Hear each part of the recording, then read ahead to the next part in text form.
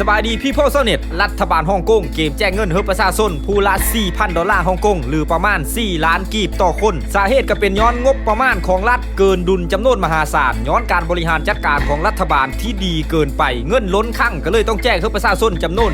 2,800,000 คนซะเลยแล้ว1 ใน 3ของประชากรทั้งหมดโดยบุคคลที่จะได้รับเงินจำนวนนี้แม้นประชากรฮ่องกงผู้ที่มีรายได้ต่ำถึงขั้นปานกลางส่วนผู้ที่มีรายได้สูงอยู่แล้วจะได้รับการลดหย่อนภาษีเป็นการทดแทนและนอกจากนี้รัฐบาลยังได้แจกเงินให้นักศึกษาในโถประเทศอีกคนละ 2,000 ดอลลาร์ฮ่องกงหรือประมาณ 2 ล้านกีบต่อคนหลายคนอาจจะมีข้อสงสัยว่าเป็นพิเลฮ่องกงจึงเทพได้ถึงป่านนี้สาเหตุหนึ่งก็เป็นย้อนฮ่องกงเป็นเมืองท้าเสรีพวกเขาไม่ได้เก็บภาษีสินค้านำเข้าหรือส่งออกคือกับประเทศอื่นจะเก็บภาษีเพียงแต่3โหมดใหญ่คือพวกเครื่องดื่มที่มีส่วนผสมของแอลกอฮอล์ภาษียาสูบและน้ำมันเสือไฟเท่านั้นหลายคนอาจจะงงว่าเป็นพิเลเก็บภาษีเพียงแต่น้อยเดียวแต่เสือกรวยได้ถึงป่านนี้ก็ย้อนฮ่องกงมีฐานการผลิตและส่งออกสินค้าที่ได้มาตรฐานและได้รับการยอมรับในตลาดโลกและไฮไลท์ของมันอยู่ที่การบริหารจัดการของภาครัฐที่อัตราการคอร์รัปชันต่ำล่มไปถึงบุคลากรที่เฮ็ดเวให้กับองค์กรของรัฐนั้นอัดแน่นด้วยศักยภาพและคุณภาพซึ่งแตกต่างจากประเทศที่ด้อยพัฒนาอย่างสิ้นเชิงที่เก็บภาษีจากทุกอย่างรายได้จากภาษีนั้นมหาศาลแต่ประเทศชาติเสือกยังทุกข์อยู่คือเก่า